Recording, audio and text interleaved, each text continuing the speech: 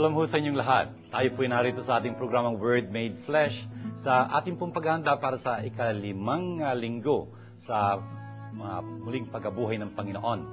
Sa linggo din pong ito, ating ginugunit at pinaparangalan ng ating mga nanay, Mother's Day. Ibig po natin talagang maging pagpapala ang ating palatuntunan ito para sa bawat isang nanonood.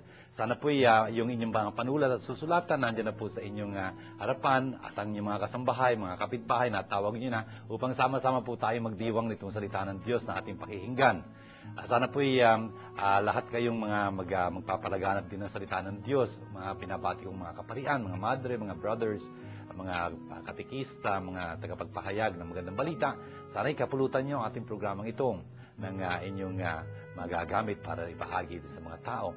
Sana po kung meron na itutulong itong ating programang ito sa inyo, huwag kayong magatubiling na mag-text sa ating cell number na ipina-flash sa inyong mga screens ngayon. At sabihin nyo sa amin na kung anong nagiging bunga nitong inyong panonood ng programang Word Made Flesh sa inyong mga gawain sa kapurihan ng Panginoon. Kaya po, mag-loop kayo binabati ni Father June dito sa ating programang Word Made Flesh.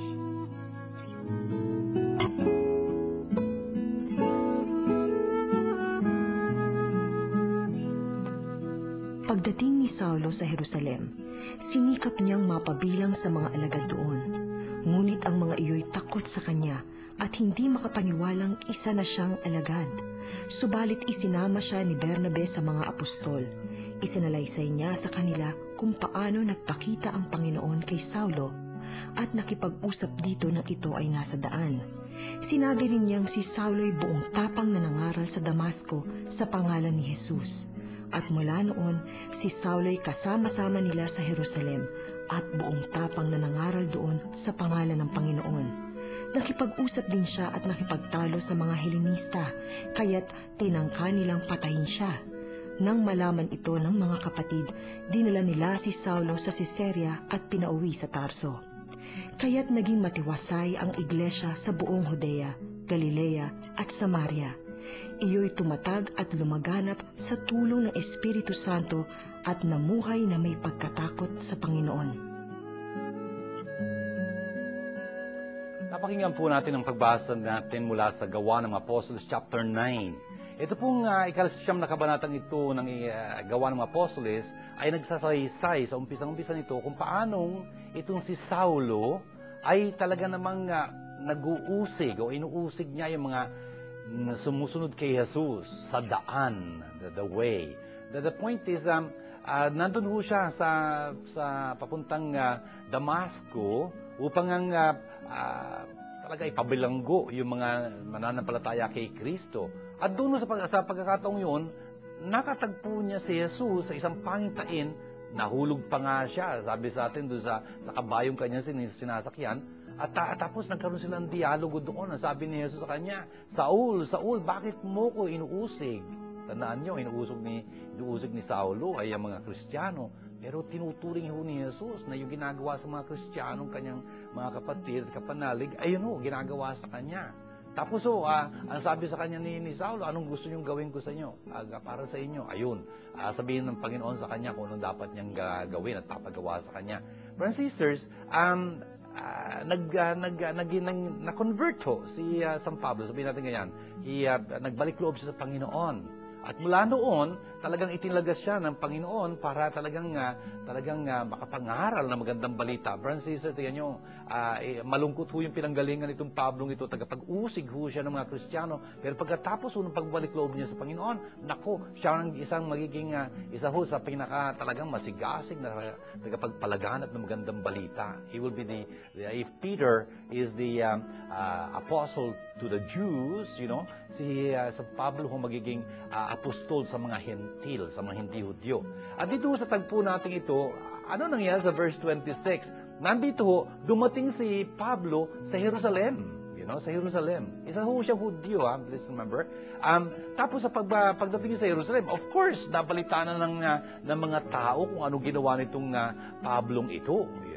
Itong Saul na ito na pinalitan yung pangalan niya maging Pablo na ngayon. Inuusig niya yung mga Kristiyano. Ngayon, ayan ho, nakikisalamuha siya doon sa mga disipulo ng Panginoon. Kasi he arrived in Jerusalem and tried to join. He tried to join the disciples. Natural, nung nakikisalamuha siya doon sa mga disipulo ng Panginoon, yung mga Kristiyano doon, takot na takot sila sa kanya. Bakit? Kasi hindi nila mapaniwala, naging disipulo na siya. Kasi ang pagkakaalam nila tungkol sa kanya, tagapag-usig siya. Meron siya mga kasulatan mula doon sa mga pinuno ng mga Hudyo at yun na ang ginagawa niya. Pero ano nangyari? Salamat dito kay Bernabe. Ito si Barnabas. Napaka-importante ho nitong magiging papel ni Barnabas, na si Bernabe ho, isa siyang apostol. Ang tawag sa kanya, apostol, siya ho ang talagang nagdalat, nagpakilala pinakilala ho nitong si Bernabe, si itong Pablong ito sa kalipunan ng mga kapatid, sa mga apostoles ho. At sinasabi sa kanila, itong si Pablong ito, nakita niya ang Panginoon. Talagang isa na siyang disipulo ngayon ng Panginoon nung nandun siya sa Damascus, And so, dahil pinakilala at pinangatawanan ni Bernabe itong si Pablong ito, tinanggap ho siyang malugod, sa pamayanang Kristiyano. Napakahalaga ho ng papel na iyon ni Bernabe. At ang maganda ho nito, si Bernabe ho, tsaka si Pablo, magkasama ho silang mga ngaral from this time on in chapter 9 hanggang ho sa chapter 11 kung tutuusin. Magkasama pa nga sila sa pangangaral ni Pablo sa iba't ibang mga lugar doon. Anyway, ito si Pablong ito, salamat sa pag-introduce sa kanya ni Bernabe sa pamayanang Kristiyano. Ayun, nakasalamuhan na ho siya. Malaya na siyang nakakagalaw dun sa Jerusalem kasama ng mga apostoles. Napaka-importante ho nung bagay na yun. Ano po? Kinakailangan na mayroong Bernabe ho talaga na mag-i-introduce sa atin sa pamayanang Kristiyano. Yun ang isang tao sa makatuwid na talagang may makikitang mabuti sa atin, at tuloy mapapakilala tayo at hindi na tayo kakatakutan. Brothers and sisters, merong iba kasi mga tao na pagka nalaman nilang nagkamali ka noon, makasalanan ka noon, forever siguro makasalanan ka sa kanilang harapan. Hindi ka na binigyan ng pagkakataon. Parang hindi ka na pwede magbago. That's very bad kung tutuusin. Pero salamat po kay Bernabe. Talaga hong alam niya itong si Pablo nito, bagamat tagapag-usik siya noon, ngayon ho nagbalik loob na dapat tanggapin ng ganon sa pamayanang Kristiyano. Anong ginawa ni Pablo doon nung nandun siya sa Jerusalem noon? Nakipag-usap siya, nakipag-debate ho doon sa mga Helenista. Helenista ho, ibig sabihin, mga Hudyo ho ito na galing sa pagiging Griego. Hindi ho sila pinanganak ng mga Hudyo kung tutuusin. Kung tutuusin si Pablo din ho, he was born in Tarsus, kung tutuusin. Kaya nga pababalikin siya doon pagdating ho sa ilang mga talata dito, pababalikin uli siya doon sa Tarsus. Kasi ho, sa kanyang pagkikipagdebate dito sa mga Helenistang ito, wala silang panama sa kanya. Kung kaya, anong gagawin na? Sisikapin ulit, tatangkain ng patayin na si Pablo. Can you imagine? Kung kaya naman, yung mga kapatid, yung mga Kristiyano, nung naalaman nila, pinagtatangkaan ang buhay niya, ayun, dinala siya dun sa Caesarea sa tabing dagat ho, at pasasakayin siya dun sa isang barko upang talagang makauwi uli siya sa Tarsus, The point is, sinasabi ho dito sa atin, na sa verse 31, the church, yun ho, ecclesia. Ecclesia ho, ibig sabihin, kalipunan ng mga nananampalataya kay Kristo. Ecclesia. Ek ho, ibig sabihin palabas. Kle means tinawag. Tinawag palabas mula sa kanilang dating mga gawi, dating pamumuhay, dating kadiliman, tungo sa liwanag at biyaya ni Kristo. Yun ho ang ibig sabihin ng ecclesia, tinipon sila, tinawag sila palabas, kung kaya natipon sila. The community believers, yung bayanang palataya po. Ang sabi dito, meron silang kapayapaan na nag-ahari noon ng katahimikan at katiwasayan doon sa ecclesia iyon. Doon sa Judea, sa Galilea, Samaria, ibig sabihin buong Israel ho. At talaga namang lumalaki yung bilang ng mga nagiging Kristiyano. Napapatatag yung kanilang kalooban. Salamat ho sa Espiritu Santo. Tandaan ho natin, ang papel ho ng Espiritu Santo ay napaka-importante. Siya ho ang magiging sanhi kung paanong isisilang ang eklesiya, Kasi yun ang mangyayari sa araw ko ng Pentecostes, nung bumanawag ng Espiritu Santo, at talaga naman pinalakas niya yung kalooban ng mga apostolis na dati duduwag-duwag. Ngayon, mga hangaran na sa ng buong katatagan, kung kaya ang dami-dami maaakit manampalataya kay Kristo. Kaya nga, lalaki, yung eklesiya. Brothers and sisters, isa hong bagay na dapat nating matutunan ito. Kung gusto natin magkaroon ng katahimikan, sa ating pamayanan, sa ating pamilya, kung gusto natin talagang umunlad, dumami pa, mga grupo-grupo, dapat paghariin natin ang Espiritu Santo. Kasi siya magbubuklod sa atin, magpapaalala sa atin ang turo ni Kristo at magpapalakas sa atin upang maging matapat sa Panginoon. Yun ang istorya, kung tutuusin ni Pablo. Dati makasalanan, ngayon tagapangaral na ng magandang balita, gagamitin ng Panginoon. Brothers and sisters, tandaan natin, in Christ, every saint had a past, every sinner has a future. Meron tayong kinabukasan kay Kristo. Sana paniwalaan natin yan para sa bawat isa. Huwag humakintal sa ating isipan, ganun siya noon at ganun siya forever. Hindi ganoon. Pwede tayo magbago at tinatanggap tayo ni Jesus. Sana tanggapin din tayo sa ating pamayanang Kristiyano. Tanggapin din natin yung iba sa kanilang pagbabalik loob.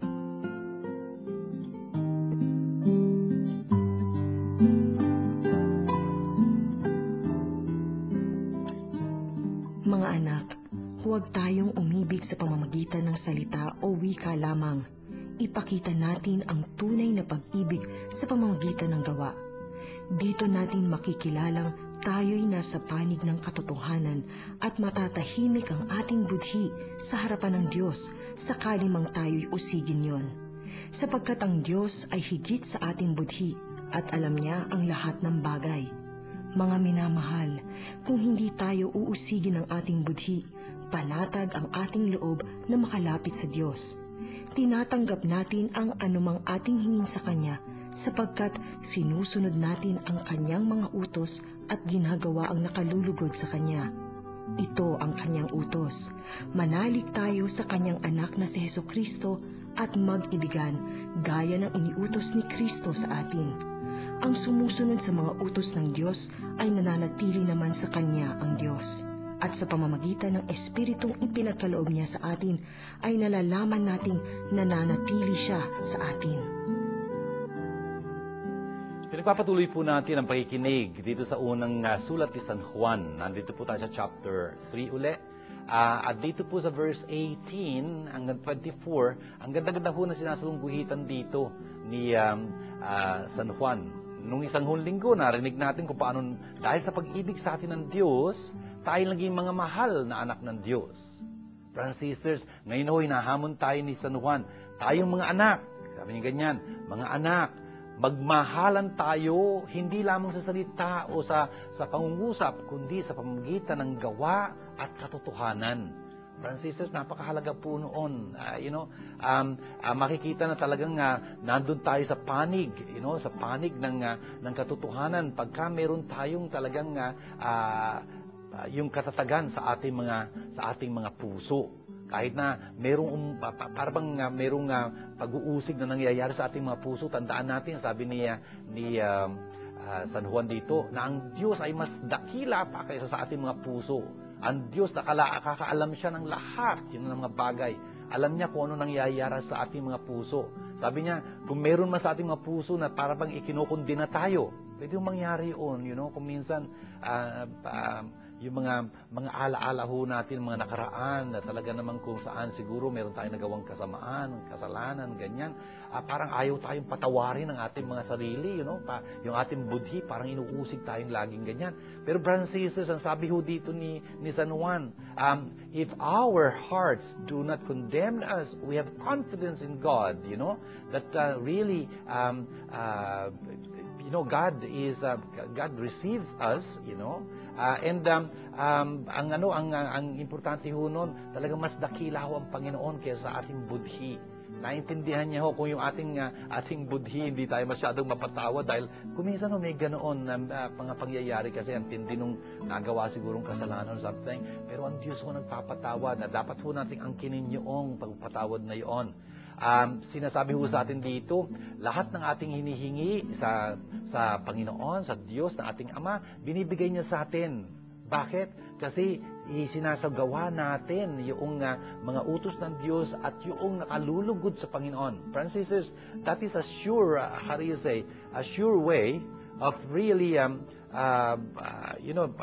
God to give us whatever we ask of Him. Kung tayo magiging masunurin sa kanyang mga utos at talagang yung kinalulugod niya ang ating gagawin, matatanggap po natin yung hinihiling natin sa kanya. At ang utos po niya sa atin, sinabi na sa atin ng Panginoong Jesus doon sa Ebanghelyo ni San Juan, inuulit po dito sa unang sulat ni San Juan na ito. Ang inuutos sa atin ng Diyos ay yung manampalataya tayo sa ngalan ng kanyang anak si Jesucristo. At mag-ibigan tayo tulad ng inuutos sa atin ng Panginoon. Friends and sisters, napaka-importante ho noon. Yun ho ang utos sa atin ng Diyos. Kung gusto natin tuparin ang kalooban ng Diyos, hindi ho ba't pag-darasal tayo ng Ama namin? Ama namin, sundin ang loob mo. Yung kalooban ho ng Diyos sa atin ay yung manampalataya tayo sa ngalan ni Jesus. Ano ibig sabihin ng manampalataya? Panghawakan ho natin yung mga salita ni Jesus at patatagin tayo noon. Yun ang ibig sabihin ng faith, yung belief. From the point of view of a Jew, Jesus, or John, for example. Please understand that, Yun yung pananampalataya, ibig sabihin patatagin ka ng salitang pinanghahawakan mo.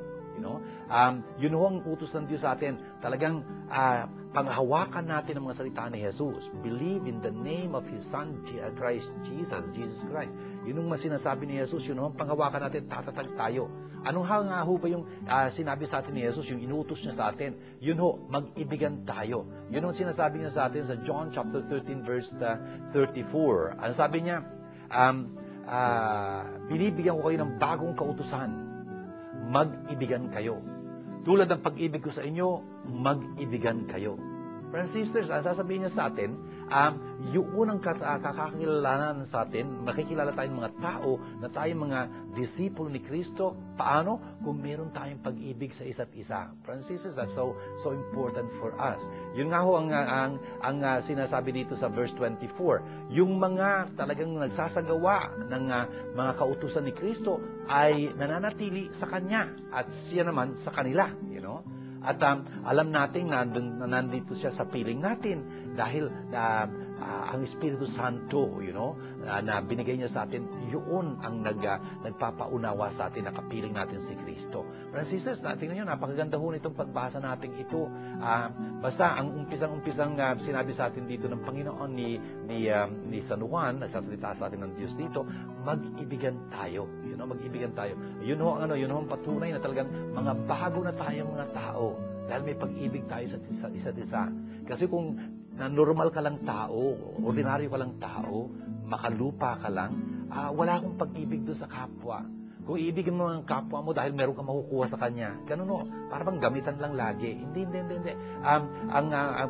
Tayo ho'y mga binyagan, ito ang ating pinagdiriwang sa panahon ito ng muling pagkabuhay. Sana mapapakita ho lagi yung pagiging mga binyagan natin, mga anak ng Diyos, pagka meron tayong pagmamahal sa isa't isa. Natural ho, importante na talagang ang Espiritu Santo magbigay sa atin ng lakas na iyon. Matumulong sa atin na sampalatayanan si Kristo at talagang tuparin yung kanyang kautos. Ang Espiritu lang Santo ho ang makatutulong sa atin noon. Siya ho ang lakas ng Diyos na talagang tutulong sa atin upang maalala natin lahat yung tinuro sa atin ni Jesus. Talagang maisabuhay tuloy natin yan. Napakalaki yung pagpapala nitong nasa atin ng Espiritu Santo.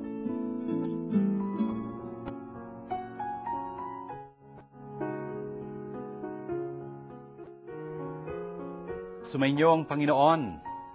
Ang magandang balita ng Panginoon ayon kay San Juan. Sa huling hapunan, winika ni Jesus, "Ako ang tunay na puno ng ubas, at ang aking Ama ang tagapag-alaga. Pinuputol niya ang bawat sangang hindi namumunga, at kanya namang pinuputul at nililinis ang bawat sangang namumunga upang lalong dumami ang bunga. Nalinis na kayo sa pamamagitan ng salitang sinabi ko sa inyo. Manatili kayo sa akin at mananatili ako sa inyo. Hindi makapamumunga ang sanga na hindi nananatiling nakakabit sa puno. Gayun din naman, hindi kayo makapamumunga kung hindi kayo mananatili sa akin. Ako ang puno ng ubas, kayo ang mga sanga. Ang nanatili sa akin at ako sa kanya, ang siyang namumunga ng sagana. Sapagkat wala kayong magagawa kung kayo'y hiwalay sa akin.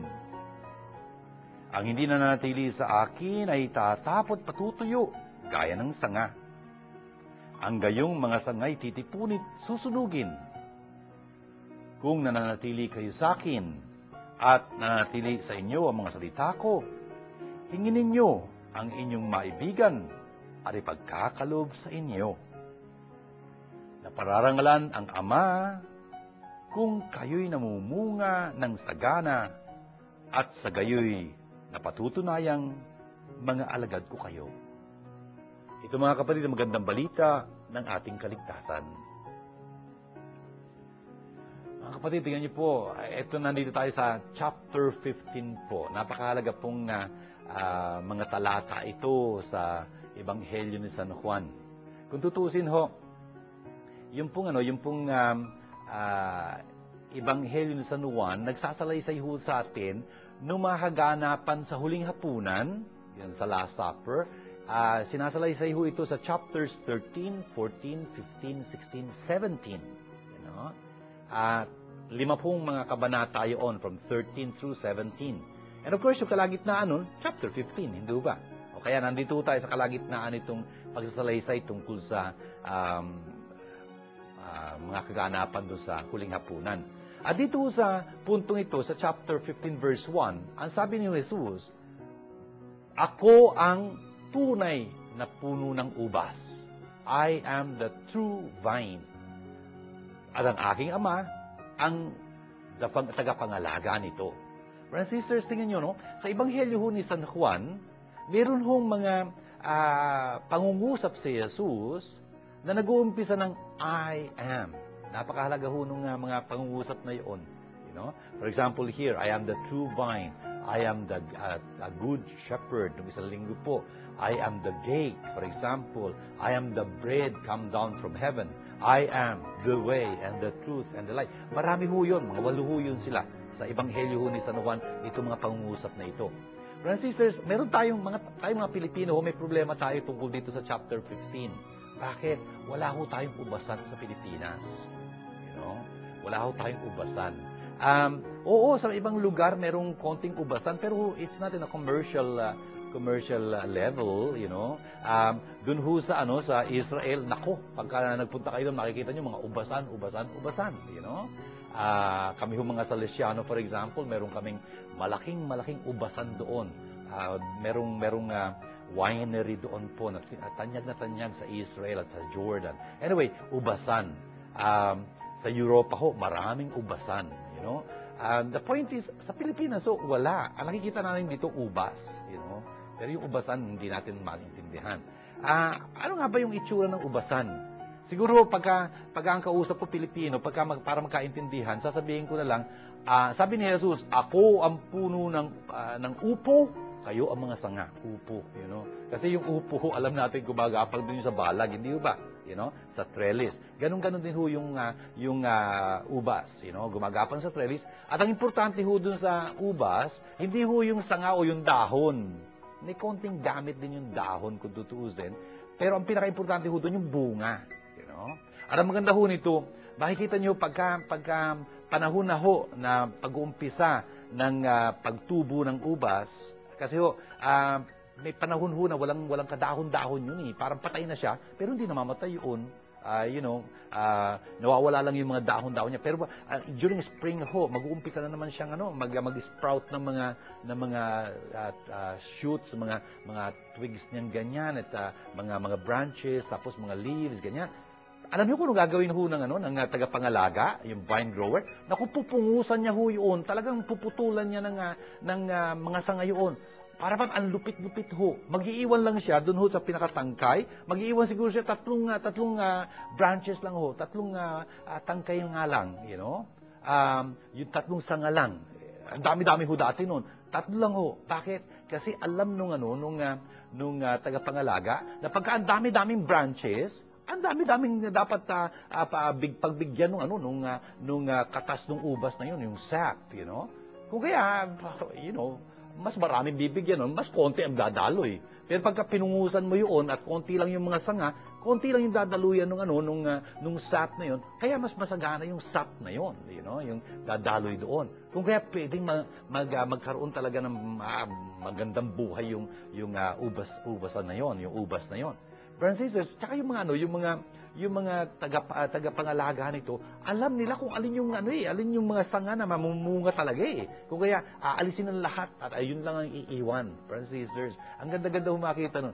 Pero pagka nag-umpisa na po yung magkaroon ng mga usbong-usbong na kaya, wow, after a while makikita nyo may mga dahon na siya. Tapos mamaya-maya may mga mamumuno ng mga ubas doon. Ganun ho eh. Brothers and sisters, tingnan nyo yun.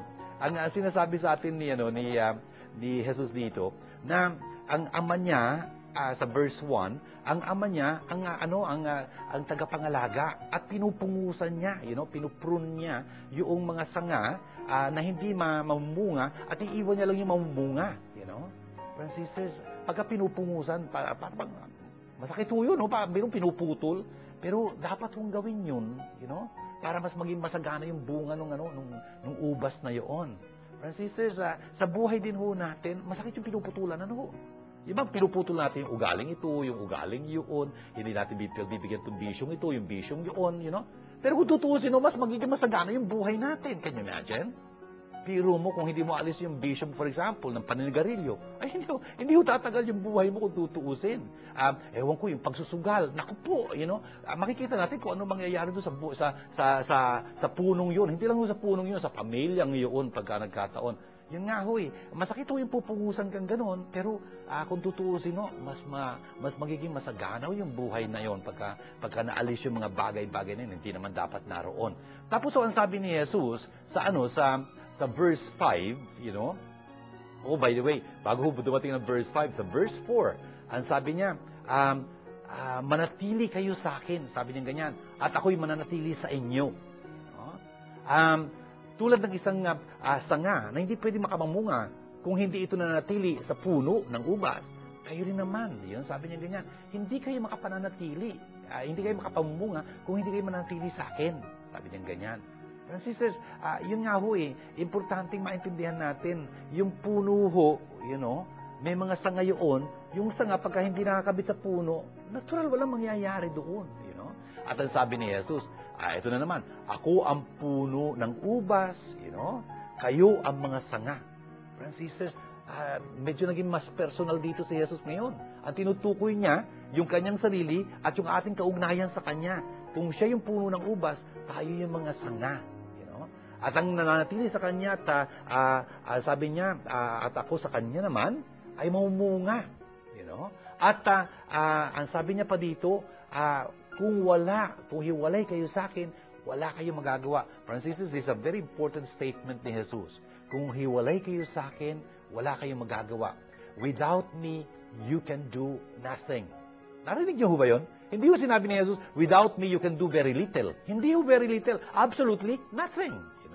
Hindi ho tayo pwedeng maging kalugod-lugod sa Diyos kung hiwalay tayo kay Jesus.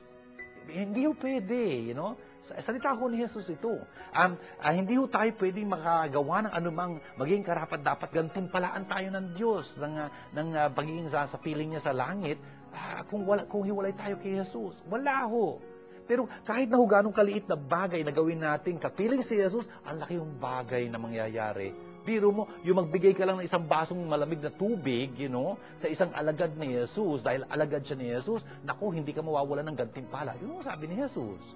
Yun nga ho tingnan nyo, brothers and sisters, itong sinasabi ni Jesus na ito, napakahalaga ho nito para sa atin. Sabi niya, anyone who does not remain in me will be thrown out like a branch and wither, Ganun. Ano gagawin doon sa mga sanga na itinapon, kasi hindi na natiling kakabit doon sa puno. Ayun, matutuyo sila, natural. Ano gagawin sa mga tuyong sanga? Tinitipon upang sunugin, natural. Brothers and sisters, pwede mangyari sa atin pagkahiwalay tayo kay Jesus. Mapapahamak lang ho tayo.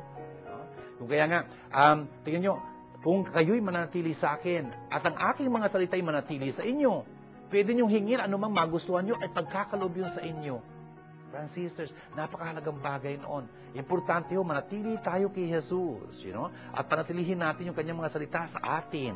Ibig sabihin nun talaga, isa buhay natin, yung ating pamumuhay talaga ituon natin sa pagsasaputuparan ng mga turot-utos ni Jesus. Makikita natin, ano mang hingin natin sa Ama, pagkakalob sa pangako ho ito ni Jesus. Dapat natin talagang angkinin. Whatever you want, and it will be done to you. Ask for whatever you want, and it will be done to you. Brothers and sisters, yun daw, sabi ni Jesus, yun ang magiging talagang magbibigay ng napakalahing kaluwalhatian sa Diyos pag tayo ay namumunga ng sagana at nagiging mga disipulo tayo ni Kristo. Disciples ho, ibig sabihin, natututo kay Kristo. Brothers and sisters, yun ho ang importanteng mangyari sa atin, maging mga disipulo tayo ni Kristo. Hindi lang ho alagad. Alagad ho, ibig sabihin follower eh. Pwede tayong follow ng follow, sunod tayo ng sunod kay Jesus. Hindi naman tayo natututo sa Kanya, para kay, walang kabuluhan po yun. Para pag estudyante, pasok ng pasok, bagsak naman ng bagsak. Biro mo, ang graduation, wala mapapala. Sayang ho. Hindi ho. Tayo mga disipulo ho, first and foremost. By the way, we are in St. John's Gospel. Kung kaya ho, ang primary category dito sa napinansinat sa tagang binibigyan tiin ni Juan sa kanyang ebanghelyo ay yung pagiging disipulo natin. Yung salitang apostol, hindi ho gagamitin dito ni Juan. One time nilang gagamitin yun, hindi ho patungkol sa mga 12 apostoles. Hindi ho. It's in general. Yung sinugo ay hindi higit sa nagsugo sa kanya. Yun ang sabi nun. Apostolo kasi, ibig sabihin sugo. Ang gagamitin lagi dito ni San Juan, disipulo. Ganun ho. Kung kaya nga ho, importante para sa maintindihan natin, tayo mga disipulo, dapat natututo tayo kay Kristo.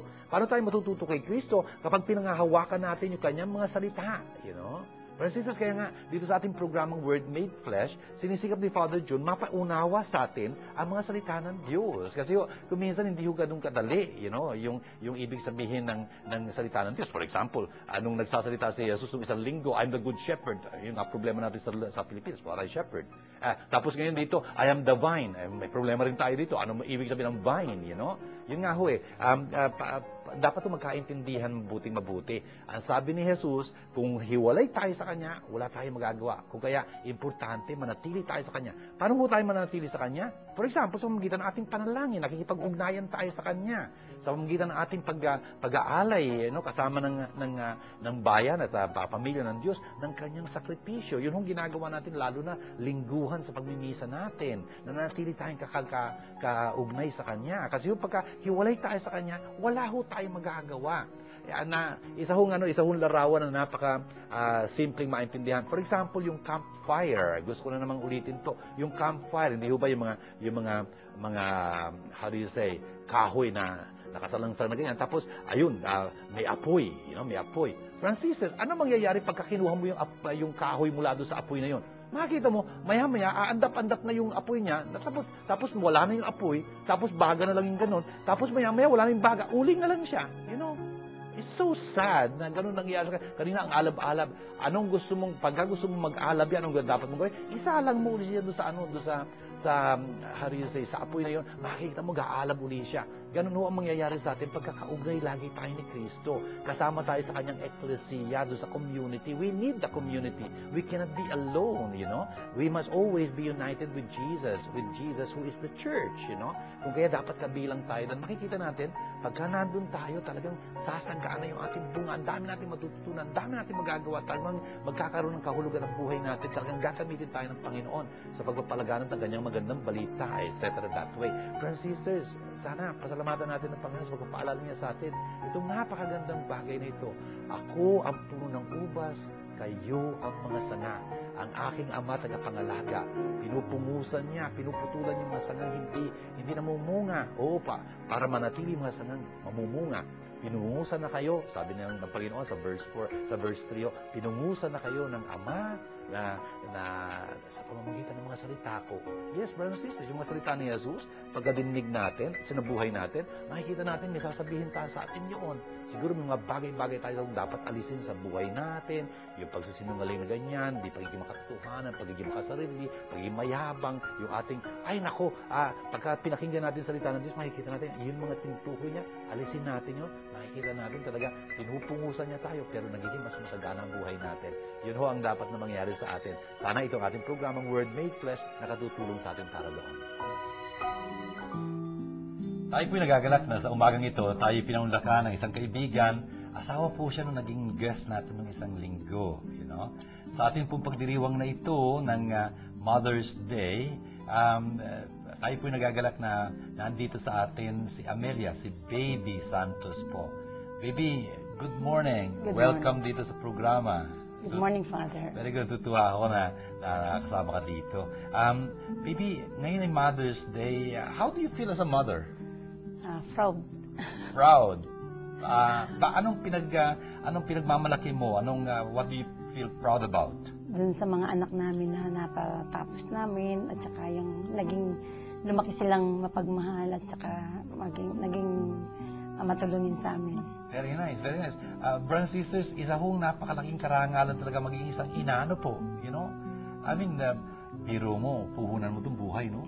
Sabi nila pagka nanganganak daw yung isang nagdadalang tao, nanganganak yung isang babae, parang yung isang paa niya nasa hukay ng gaya, no? I mean, brothers and sisters, nakakita ho ako ng totoong ganun, Isa sa pinakamagandang parang sight na nakita ko ay yung burol ng isang kaibigan. Babae ho ito. Tapos, kilala ko naman siya. Alam ko, hindi naman siya ganun katangkad. Pero ang haba ho nung kabaong niya. Yung pala, baby, nung nagsisilang siya, namatay. At doon sa pagitan ng kanyang paa, nandun ho yung baby boy niya. Ang ganda-ganda ho ng baby boy na yun, Ganun pala yun, kaya ang haba-haba ng kabaong dahil dalawa sila doon. Totoo nga pala naman yung pagka nagsisilang. Kaya tayong mga anak, siguro talagang dapat mahalin natin yung ating mga ina kung tutuusin. Yung mga ama rin ho, natural. Pero mas siguro mas maganda kung mamahalin lalo ni nanay, no? Opo, Father. Opo siya. Anyway, yung mga anak ninyo, baby, ilan ba sila? 5 po sila. 5? Kami rin 5 eh. Ilan na lalaki doon? 2 lalaki, yung panganay at saka yung bunso. Aha. Tapos 3 yung babae. Kami rin. 5 rin yung lalaki. 5 kami magkakapatid. 3 yung lalaki, babae, 2 yung lalaki. Very good. Yung panganay ninyo, nasan ngayon? Nasa Kanlubang po, sa seminary. Uy, eto si Abner, right? Abner. Ito po yung tinutukoy ko ng isang linggo dahil World Day of Prayer for Vocation. Si Abner ho, yung kanilang panganay, isa ho siyang civil engineer na nagpasya na maging pare. Gusto kong matanong yun sa iyo, baby. Sana hindi marinig ni Abner at saka ni Isaac. How did you feel nung nagpapaalam si Abner? Nabigla po, kaya lang, madali lang naman yun. Pero yung sabi ko sa kanya na desisyon na niya yun, napatapos na namin siya. So siya nang bahalang mag-desisyon sa kanyang buhay. So natutuwa po kami sa naging desisyon niya. Talaga, very good. I think nagpapalakas ng kalooban niya yun, sang-ayon kayo sa kanya. Kasi ang hirap nung kung may mga pangyayaring gano'n, may mga bata, kailangan bang tumakas sa bahay para pumasok ng seminaryo, kumbento. Ang hirap po nun, ang bigat-bigat mo na yung nanay at tatay, alam mo, hindi ka dinadalaw. May kaibigan akong gano'n, hindi man lang dinalaw ng nanay at tatay niya, hindi siya mapatawad na ngayon hanggang ngayon, ang tagal-tagal na ho nito, madre siya and she's doing a very good job and whatnot. Ganun, I'm unfortunately, like that. Anyway, yung mga anak ninyo na patapos ninyo, isang napakalaking karangalan, no? Opo. Very nice. Siguro hirap na hirap kayo noon? Actually, hindi naman po dahil siguro sa pagdarasal namin, sa pag-attend namin din sa mga teaching sumali po kami sa Corpus for Christ. Right. So, yun ang naging namin, sandigan. Very good, very good. Mga kapatid, tingin nyo, importante yung sinasabi dito ni Baby na importante at napakahalaga po para sa mga parents lalo na, umpisa natin sa parents, na meron kayong community, may masasandigan kayo. Kasi kung minsan may mga problemang ganyan, akala nyo na kayo lang nagdurusan gano'n, sumasapit na gano'n nga mga pagkakataon. Yung pala makita nyo, pag kami komunidad kayo, pala sa sharing kaya, pare-pareho pala problema kung tutusin. Kaya may matututunan kayo paano magre-react doon, paano dapat magandang gawin, etc. Ganyan. Baby, dito sa ating ebanghelyong narinig ngayon, meron ba sinabi sa iyo yung pagkakasabi ni Jesus na siya ang puno ng ubas, tayo mga sanga? Opo. Anong naging ibig sabihin sa iyo, no? Ibig sabihin na tayo ang sanga na magpapatuloy dun sa kanyang sinimulan sa atin, sa pamamagitan ng pagmamahal na binigay niya sa atin, bibigyan natin sa ating pamilya at higit sa lahat sa ating komunidad. Very good. Magandang insight yun na bilang mga, how do you say, sanga, nakakabit tayo kay Kristo, mapapatuloy natin yung buhay na yun, yung kanyang sinimulang yun sa pamamagitan ng mga anak natin, no? Tapos doon sa mga natutulungan natin sa komunidad, napapakita natin yung pag-ibig na yun, kasi dapat ipakita yung pag-ibig na yun eh. Hindi lang pinag-uusapan yun, not only in words or speech, but in deed and in truth. Sabi ni Saint John doon sa kanyang pagbasa. And so, baby, dito sa pagiging ina mo, pagiging, how do you say, nakapagtaguyod ka ng buhay, ano hinihintay mo mula sa Panginoon? Na yung aming pamilya ay magkaroon ng talagang pagkakaisa at yung pagmamahal namin sa isa't isa hindi mawala. Baby, alam mo, hindi ako magtataka na pinagkakalob sa inyo ng Panginoon yun eh. At ang aking panalangin ay talagang ibigay sa iyo ng Panginoon yung hinihiling mo yun, Total na nanampalataya ka kay Kristo. At ayun sabi ni Jesus pagka nanatili kayo sa akin, hingin nyo anumang maibigan nyo, pagkakalob ng Ama. Palagay ko, gusto kong hingin sa Panginoon na magkatotoo yung minimiti, na yung pamilya ninyo, magkabuklod-buklod, magmahalan ng talaga, tapos magamit kayo lalo na, sa pagpapalaganap ng kanyang magandang balita. At ginagamit na kayo noon, yung involvement nyo sa Couples for Christ, tapos yung nagagawa niyong kabutihan, ganyan. At huwag ka mag-alala, yung mga anak mo rin, dahil sa nakikita yung maganda niyong halimbawa, sa di malalakunan, makikita nyo, nandun na sila, nandun na sila, talagang tulad nyo, gumaganap kung kanyang magagawa para sa kanyang Diyos. Kaya baby, I'd like to thank you for gracing our program, okay? Huwag kang mag-inawa sa magandang gawain ginagawa ninyo, ha? Maraming po salamat, Father. Tingnan niyo po, sa ikalimang linggong ito sa panahon ng muling pagkabuhay ng Panginoon, ang dami-dami po tinuturo sa atin ng mga salita ng Diyos. Ano po? Narinig po natin sa unang pagbasa, doon sa Gawa ng mga Apostoles, yung personahe na tawag ay Barnabas, na nagpakilala sa pamayan ng Kristiyano doon sa isang tao na magiging napaka-importante ng papel na gaganapin, gagampanan dun sa komunidad ng mga Kristiyano dito pa, kundi si Saulo na magiging Pablo, isang Pablo ho. Talagang sa pamamagitan nitong Bernabeng ito, nagkaroon ng tiwala yung komunidad, natanggapin itong taong ito na dati-dati umuusig, sa eklesiya, pero ngayon kabilang na siya. At hindi lang yun, gagamitin siya ng Panginoon upang maging tagapagpalaganap. And sisters, kuminsan may mga ganung mga personahe, di ba, sa community. Kuminsan, dati-dati siguro, medyo merong makulay yung naging mga buhay nila, medyo parang skandaloso, something like that. Pero pagdating ng panahon, laki-laking bagay ng gagawin ng Panginoon sa pamamagitan nila.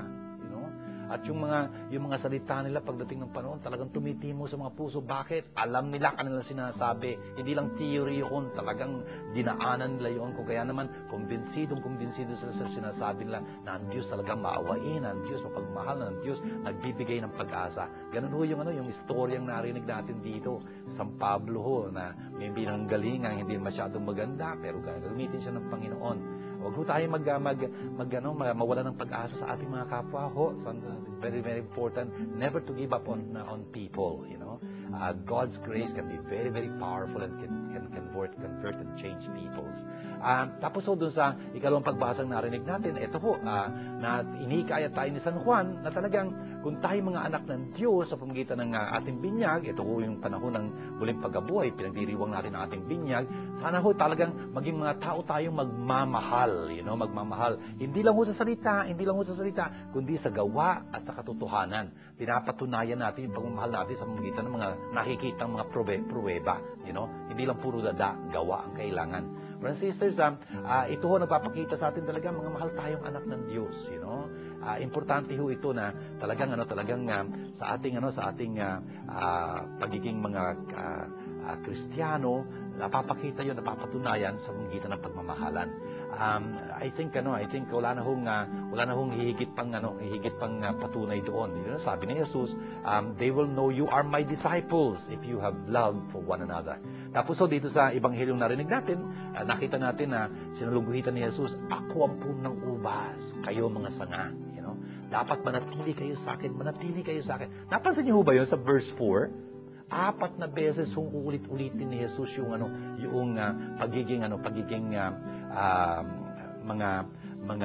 yung pananatili ho sa kanya, remain in me, remain in me, remain in me, remain in me. Paulit-ulit. Verse 4 lang ho yun. Ay naku, pagka tinignan pa natin yung ibang mga verses doon sa chapter 14 and 15, ako, ang dami hong beses nung remain. Importante ho yung manatili tayo. Ito ang isinisikap gawin natin sa ating programang ito. Pinapaliwanag ang salita ng Diyos upang makapanatili tayo din sa salita niya. You know? Friends and sisters, gawin ho natin panalangin itong ating narinig na ngayong ito sa ngalan ng Ama at ng Anak at ng Espiritu Santo. Amen. Abba, mapagmahal aming Diyos at Ama, salamat ng marami sa biyayang binibigay niyo sa amin na maging kaugnay ni Jesus sa pamamagitan ng ating aming pananampalataya, sa pamamagitan ng aming pagiging mga miyembro ng Eklesiya na kanyang itinatag. Abba, sugo niyo sa amin ng Espiritu Santo upang mapalalahanan niya kami lagi na maisabuhay ang utos ni Jesus ng pagmamahalan.